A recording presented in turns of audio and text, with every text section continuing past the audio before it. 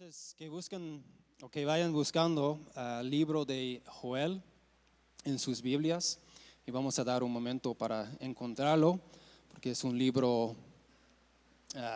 corto y escondido entre los 12 profetas. Entonces lo vas a encontrar, el libro de Joel, entre o después de Daniel, Oseas y Joel, y luego Amós. So, Daniel, Oseas, Joel y Amós. Y vamos a leer de capítulo 2 de este libro. So we're going to read from Joel chapter 2, if you want to read along. Entonces, Joel capítulo 2. Y creo que este capítulo capta bien el mensaje de todo el libro de Joel. Entonces vamos a leer de este capítulo de Joel. Vamos a empezar en versículo 1 de Joel. Entonces esta es la palabra de Dios. Toquen la trompeta en Sión, den la voz de alarma en mi santo monte. Tiemblen todos los habitantes del país, pues ya viene el día del Señor, en realidad ya está cerca. Día de tinieblas y oscuridad, día de nubes y densos nubarrones, como la aurora que se extiende sobre los montes. Así avanza un pueblo fuerte y numeroso, pueblo como nunca lo hubo en la antigüedad, ni lo habrá en las generaciones futuras. Antes de que llegue, devora el fuego. Cuando ya ha pasado, las llamas lo inflaman todo. Antes de que llegue, el país se parece al jardín del Edén. Y cuando ya ha pasado, queda un desolado desierto. Nada escapa a su poder. Tienen aspectos de caballos, galopan como corceles y al saltar sobre las cumbres de los montes, producen un estruendo como el de carros de guerra, como el crepitar del fuego al consumar la hojarasca. Son como un ejército poderoso en formación de batalla. Y en estos versículos Joel está hablando de una plaga de langostas. Seguimos en versículo 6. Ante él se estremecen las naciones, todo rostro palidece. Atacan como guerreros, escalan muros como soldados. Cada uno mantiene la marcha sin romper la formación. No se atropellan entre sí, cada uno marcha en línea. Se lanzan entre las fechas sin romper filas. Se abalanzan contra la ciudad, arremeten contra los muros, trepan por las casas, se meten por las ventanas como ladrones. Ante este ejército tiembla la tierra y se estremece el cielo. El sol y la luna se oscurecen y las estrellas dejan de brillar. Truena la voz del Señor al frente de su ejército. Son innumerables sus tropas y poderosos los que ejecutan su palabra. El día del Señor es grande y terrible. ¿Quién lo podrá resistir? Ahora bien, afirma el Señor, sea a mí de todo corazón, con ayuno, llantos y lamentos. Rásquense el corazón y no las vestiduras, vuélvense al Señor su Dios, porque Él es bondadoso y compasivo, lento para la ira y lleno de amor, cambia de parecer y no castiga. Tal vez Dios reconsidere y cambie de parecer y deje tras de sí una bendición. Las ofrendas de cereales y las libaciones son del Señor su Dios. Y ahora saltamos al versículo 23 y vamos a leer del versículo 23 a 27. Alégrense, hijos de Sión, regocíjense en el Señor su Dios, que a su tiempo les dará las lluvias de otoño. Les enviará la lluvia, la de otoño y la de primavera, como en tiempos pasados. Las eras se llenarán de grano, las lágaras rebosarán de vino nuevo y de aceite. Yo les recompensaré a ustedes por los años en que todo lo devoró ese gran ejército de langostas que envié contra ustedes. las grandes, las pequeñas, las larvas y las orugas. Ustedes comerán en abundancia hasta saciarse y alabarán el nombre del Señor su Dios, que hará maravillas por ustedes. Nunca más será avergonzado mi pueblo. Entonces sabrán que yo estoy en medio de Israel, que yo soy el Señor su Dios, y no hay otro fuera de mí. Nunca más será avergonzado mi pueblo. Y nos vamos a detener allí. Entonces déjeme orar. Oh Dios Todopoderoso, tu palabra es una lámpara, es sabiduría para nosotros, es vida.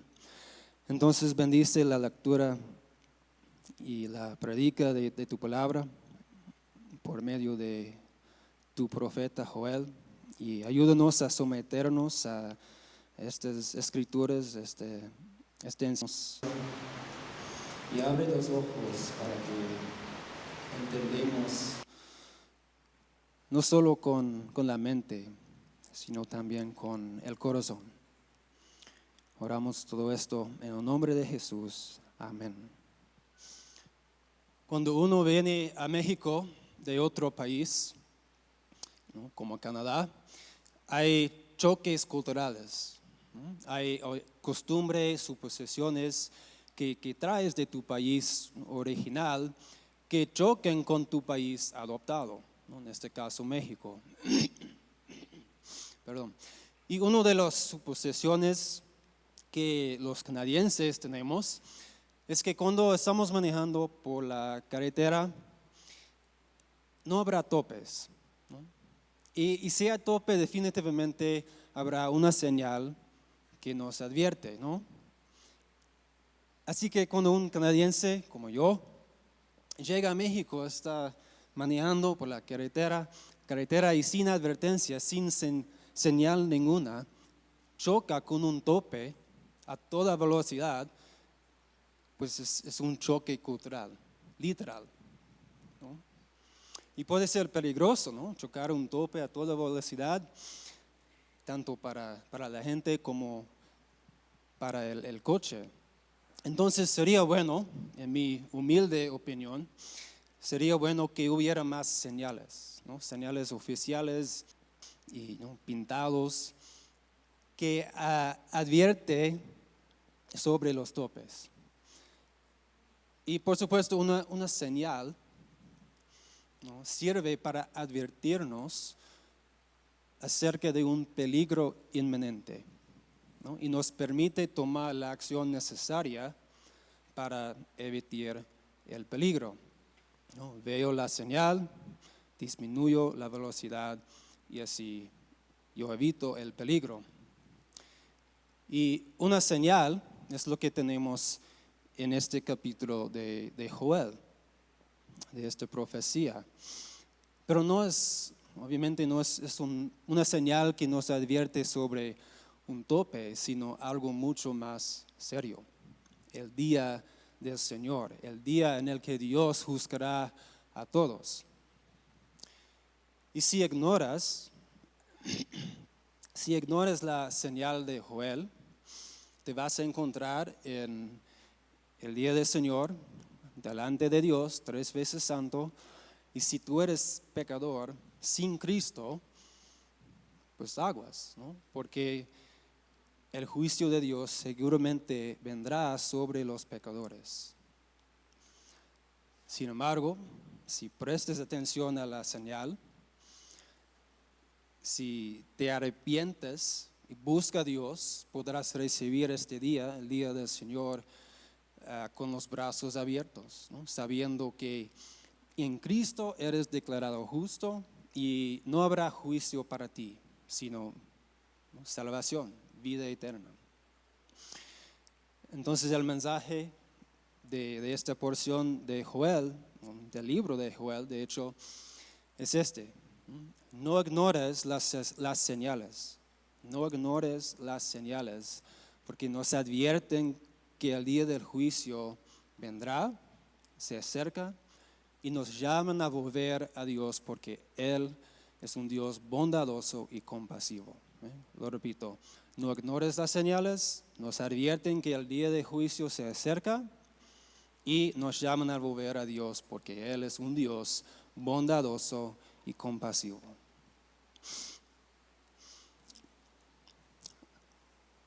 Entonces el profeta Joel empieza este capítulo con un toque de la trompeta, ¿no? Versículo 1. Toquen la trompeta en Sion, den la voz de alarma con mi santo monte. En los días de Joel en Israel, la trompeta se usaba, ¿no?, como una alarma para advertir a la gente de algún peligro inminente, como algún, ¿no?, enemigo que se acercaba. Y quizás hayas escuchado una de estas alarmas contra incendios, ¿no?, Wah, wah, wah, con la luz roja, ¿no?, dando vueltas, destellando. Y versículo 1 es Joel, ¿no?, jalando la alarma, levantando la señal, tratando de llamar la atención de todos, ¿no? Oigan, ¿por qué? Porque hay un peligro inminente, ¿no? Y mucha gente no se da cuenta, ¿no? Ya viene el día del Señor, dice Joel, ¿no? También versículo 1. Ahora, ¿qué es el día del Señor? Pues hay dos partes, dos tipos. ¿Okay? Dos partes, dos tipos del día del Señor. Las dos partes son el juicio y la salvación. ¿Okay? Juicio y salvación. Es un día de juicio para los malvados, un día de salvación para los justos. Y las dos clases del día del Señor son, pues, días del Señor en miniatura y el gran día del Señor. ¿Okay? Días en miniatura y el gran día, ¿no? El gran día del Señor en el que Dios tanto juzga como salva, y es al final de la historia. Entonces, un ejemplo de un día en miniatura, un día del Señor en miniatura es Noé, ¿no? Noé, el diluvio era juicio para los malvados, salvación para el justo y su familia, Noé. Pero no era, ¿no?, el juicio final. Entonces, hay muchos de estos días del Señor en miniatura y todos nos apuntan hacia el gran día del Señor al final de la historia, ¿no? En el que Dios de una vez por todas juzgará a los malvados, salvará a los justos. Y este juicio abarca toda la humanidad, toda la tierra, hasta todo el cosmos. Así que cuando Joel habla del día del Señor, pues, ¿a cuál día habla? ¿No? Pues los dos. Muchas veces los profetas hablan de algún evento o situación que está sucediendo en el presente, pero hace referencia a otro evento o situación en el futuro, ¿no? Y así dentro de una profecía se encuentra a otra profecía, ¿no? Como las muñecas rusas, ¿no? Dentro de una muñeca se encuentra otra muñeca y otra y así. Entonces debemos tener en mente, ¿no?, cuando estamos hablando del día del Señor en Joel, debemos tener en mente que ¿no?, cuando Joel toca la trompeta en Sion, Joel tiene en mente, ¿no?, un día del Señor en miniatura. Y vamos a ver más adelante, ¿no?, los detalles de este día. Pero este día en miniatura, este día inminente, apunta al gran día del Señor en el futuro. Y así se aplica a nosotros también, ¿no? Ok, claro como el varo, ¿no? Pues de todos modos, Joel está jalando la alarma porque ya viene el día del Señor. Versículo 1, ¿no? En realidad ya está cerca. Dios ya desciende de su trono para juzgar a su pueblo por su rebeldía. Y es interesante que el lenguaje que Joel utiliza en versículo 2 se parece al lenguaje del Éxodo 20. ¿No? ¿Y qué sucedió en este capítulo de Éxodo? Pues Dios, ¿no?, descendió de su trono al monte de Sinaí en el desierto para encontrarse con su pueblo. Y hubo truenos, relámpagos, humo, oscuridad, todo esto. Fue terrible y terriblemente asombroso al mismo tiempo. Y es la misma imagen aquí en versículo 2. ¿No? Día de tinieblas y oscuridad, día de nubes y densos nubarrones.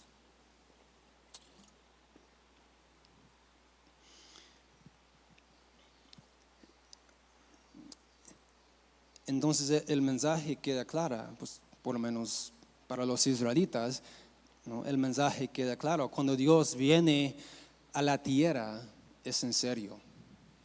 Es en serio. ¿No? A veces nuestra idea de Dios es,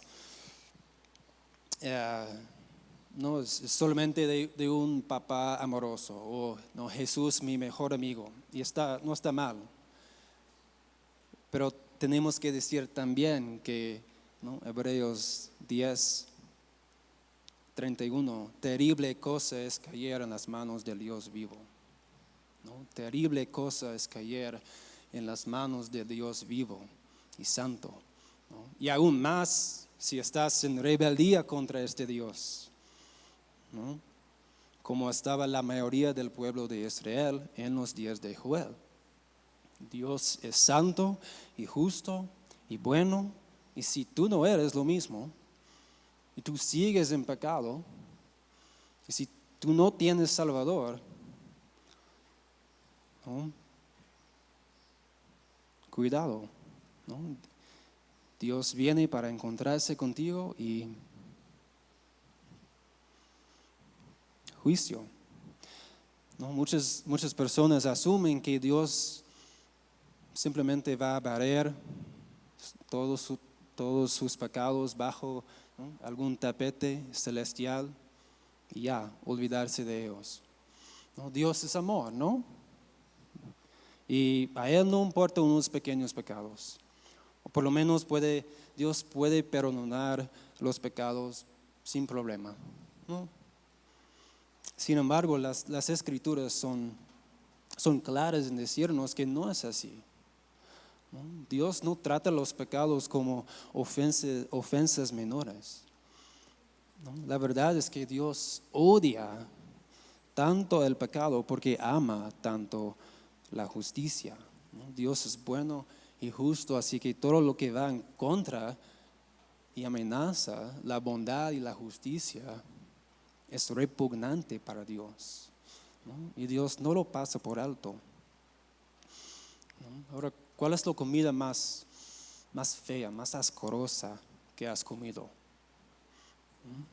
Cuando yo era más joven, hubo un programa de televisión en que 5 o 6 personas tuvieron que competir en diferentes desafíos.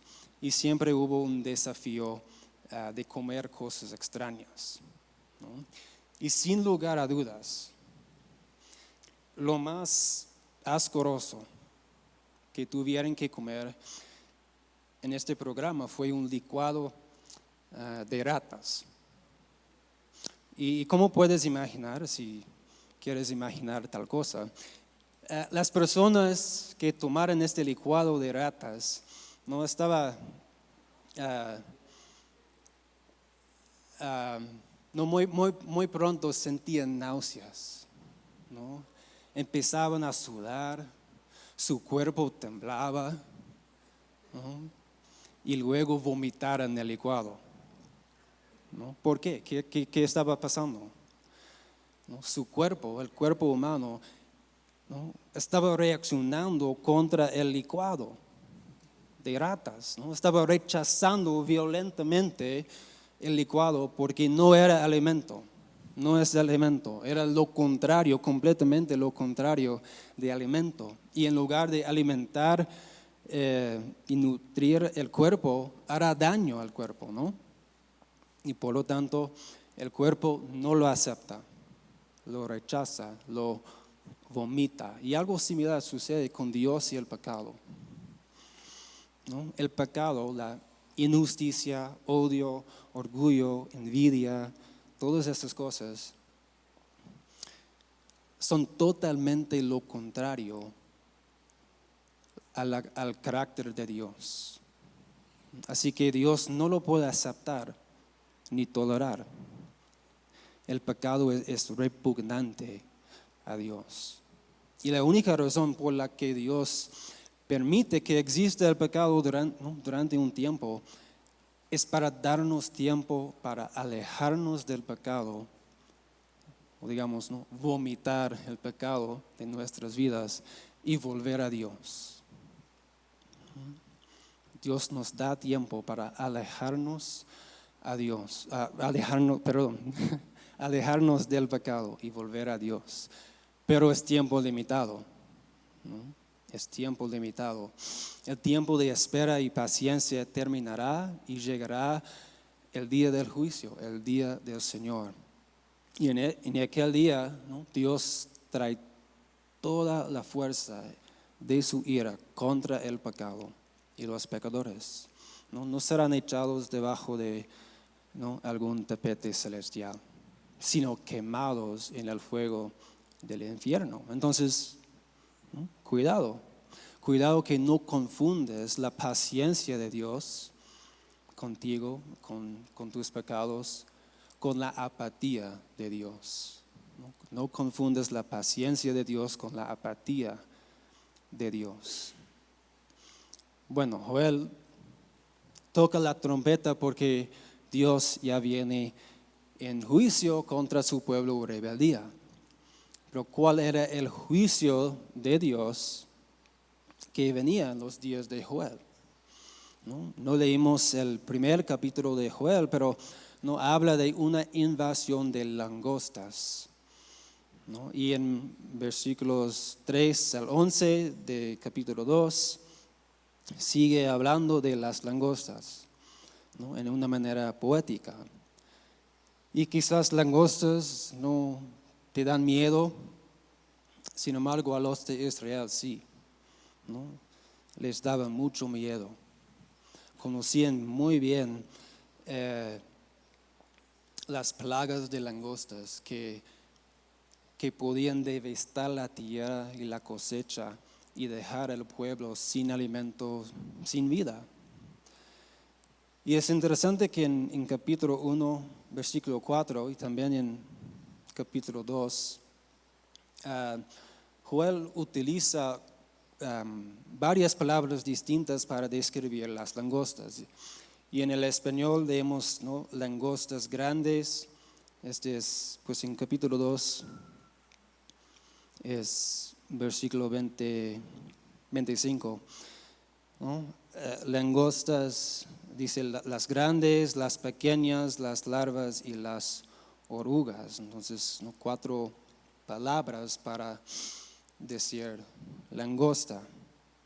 Pero hay una nota, pues en mi Biblia hay una nota que explica que estos términos son de difícil traducción. Y es porque los hebreos, los israelitas, tenían 9 palabras para langosta, para decir langosta. Y cuando una cultura tiene tantas palabras para solo una cosa, no sabes que la gente de esa cultura está muy familiarizada con esa cosa, ¿no? Y pues además, ¿no?, leen la descripción de este plaga, este ejército de langostas. Versículo 7, ¿no? Ellos atacan como guerreros, escalan muros como soldados, cada uno mantiene la marcha sin romper la formación. No se atropellan entre sí, cada uno marcha en línea, se lanzan entre las flechas sin romper filas. Se abalanzan contra la ciudad, arremeten contra los muros, trepan por las casas, se meten por las ventanas como ladrones. Entonces es una descripción terrible, ¿no? De esta plaga de langostas. Y recuerden que el profeta Joel no solo advierte al pueblo sobre una plaga de langostas como, ¿no?, un desastre natural, sino como el juicio de Dios. Es el día del Señor, ¿no? Entonces la plaga de langostas era una de las maldiciones que Dios había declarado contra Israel por su desobediencia. Deuteronomio 28:38, Dios dice a su pueblo, ¿no?, una maldición, entre otras, y Dios dice: sembrarás en tus campos mucho, pero cosecharás poco, porque las langostas devorarán tus plantíos. Así que la plaga de langostas es claramente el juicio de Dios, el día del Señor. Y como tal, la resistencia es inútil, ¿no? ¿Qué vas a hacer contra un ejército de millones y millones de langostas enviados por Dios, ¿no? ¿Qué vas a hacer? Nada, ¿no? Nadie puede escapar, ¿no? Versículo 3, ¿no? Nada escapa a su poder. Y luego versículo 11, ¿no? ¿Quién lo podrá resistir?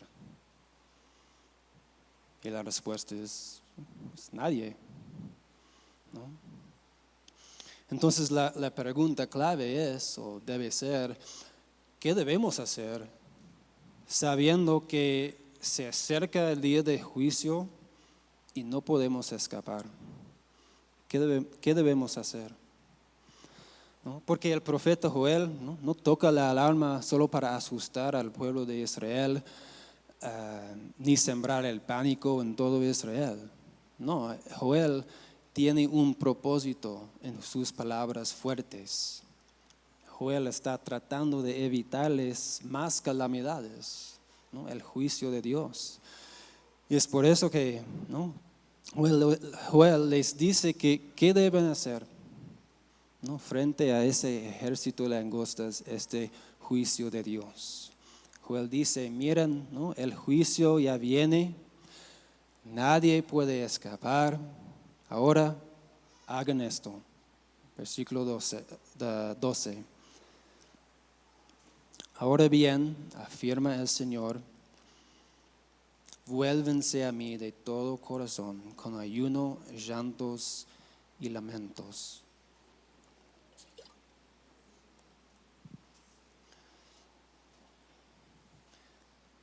¿No? Cuando ves una señal de tráfico que hay un tope, disminuyes la velocidad, ¿no? Y cuando ves una señal del juicio de Dios con todo corazón, una señal del juicio de Dios, ¿no?, ya sea una plaga o una prédica, ¿qué haces? Pues ¿qué dice Joel? Vuélvete a Dios con todo corazón. Es decir, cambia la dirección de tu vida. Cambia la dirección de tu vida.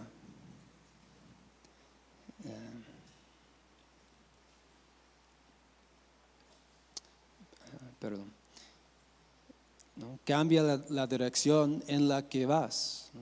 Deja de vivir una vida dirigida hacia adentro, ¿no?, a ti mismo, hacia afuera, a los demás, a los placeres del mundo, y empieza a vivir una vida dirigida hacia arriba, hacia Dios, ¿no? Una vida orientada a Dios y las cosas de Dios, ¿no? Cambia la dirección de tu vida, así. Y esto es lo que significa la palabra arrepentirse, ¿no? Y no finjas tu arrepentimiento, dice Joel, ¿no?, que no sea falso, ¿no? Versículo 13, rásquense el corazón y no las vestiduras, ¿no? Rásquense el corazón. ¿No? Hay una manera de arrepentirse que no es sincera, no es del corazón, ¿no? Como la celebridad o político o futbolista, ¿no?, que ha hecho algo malo y quiere apaciguar a sus aficionados o los medios, entonces publica una disculpa, ¿no? Pues lo siento si a alguien se le ofendió por mis acciones, es que normalmente no hago cosas así, pero en un momento de estrés tomé una mala decisión, pero voy trabajando en esto para ser una persona mejor, cosas así, ¿no? Y es como no están usando un guión para escribir su disculpa, pero no suena sincera y muchas veces no lo es. Muchas veces, ¿no?, nosotros nos arrepentimos de nuestras acciones, no nos arrepentimos sinceramente de nuestras acciones, sino las consecuencias de nuestras acciones. Entonces no es arrepentimiento del corazón. Y evidentemente el mismo problema existía en los problemas de Joel. Sin embargo, en vez de publicar una disculpa en Twitter, las personas se rasgaban la ropa, lloraban, clamaban a Dios, no porque se arrepentía de sus pecados, sino porque quieren evitar las consecuencias de sus pecados, ¿no?, el juicio de Dios. Así que el profeta dice, ¿no?, rásquense el corazón, entienden el dolor que tu pecado ha causado a los demás. Siente el peso de la culpa de tu pecado. Reconoce la ofensa de tu pecado al Dios viviente. Y luego confiesa tu pecado, ¿no? Saca tu pecado de la oscuridad y deja que esté expuesto a la brillante luz de Dios. Arrepentimiento del corazón. Y tal vez el pensamiento de todos tus pecados expuestos a la luz de Dios te da miedo, ¿no? Quizás reconoces tu pecado, sientes la culpa, la vergüenza de tu pecado, pero piensas, no sé si Dios me perdonará, no sé si vale la pena arrepentirse sinceramente, ¿no? Si me rindo a todo a Jesús, no sé.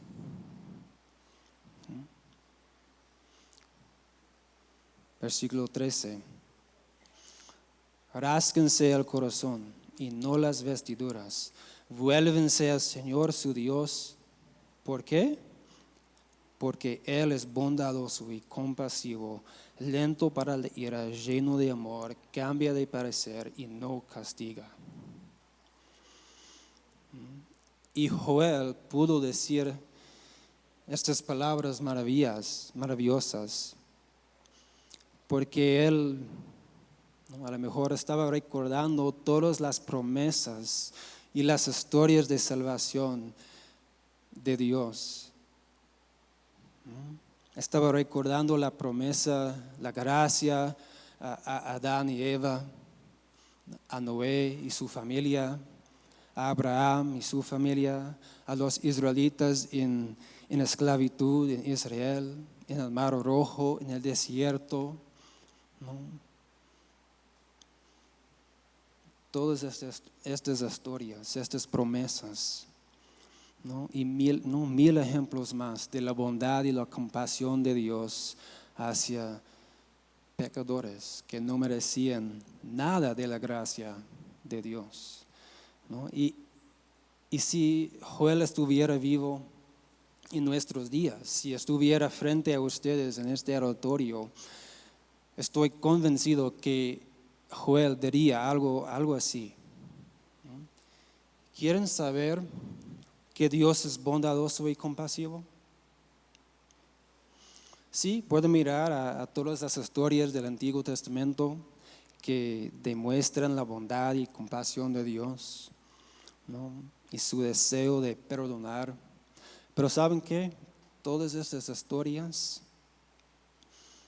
apuntaban hacia Jesús, ¿no? Entonces, ¿quieren saber de verdad que Dios es bondadoso y compasivo, lento para la ira, lleno de amor?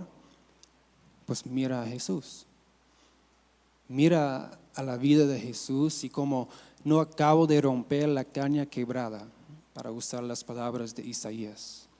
Mira a Jesús y cómo Él atraía a los quebrantados y menospreciados, los afligidos, los, ¿no?, pecadores, amigos de pecadores.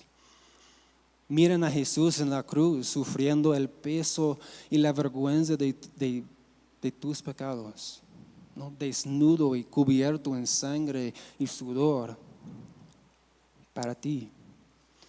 ¿Quieren saber que Dios está dispuesto a perdonar?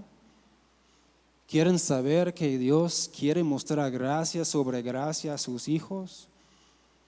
Miren a Jesús. El día del juicio de Dios es grande y terrible. Sí, es así. Es un día de tinieblas y oscuridad, humo, fuego también. Sin embargo, también es un día del amor de Dios, y el amor es más grande. Entonces el profeta Joel se para frente de nosotros esta tarde con una señal de advertencia en su mano para llamar nuestra atención y decirnos: el día del Señor está cerca. El juicio de Dios ya viene.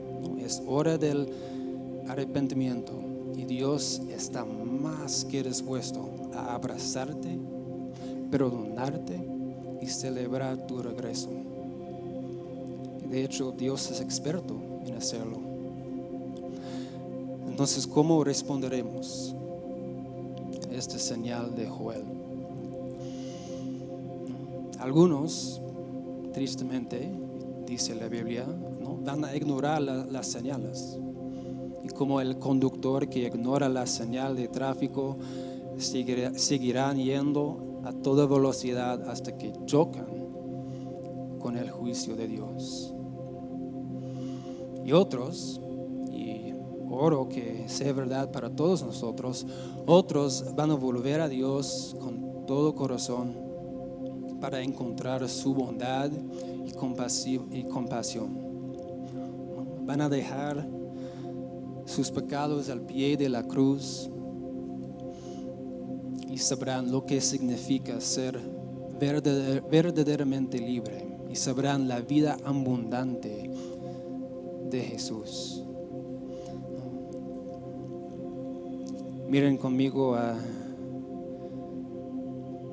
la otra sección que leímos, versículo 23. Es una descripción de la vida en la casa o la nueva creación de Dios.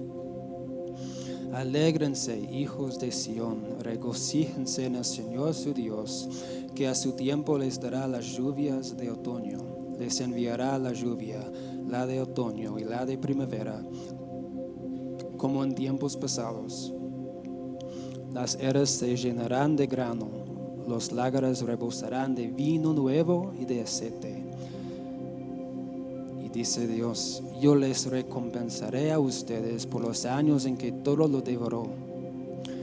Ese gran ejército de langostas que envié contra ustedes, las grandes, las pequeñas, las larvas, las orugas, ustedes comerán en abundancia hasta saciarse. Y alabarán el nombre del Señor su Dios, que hará maravillas para ustedes.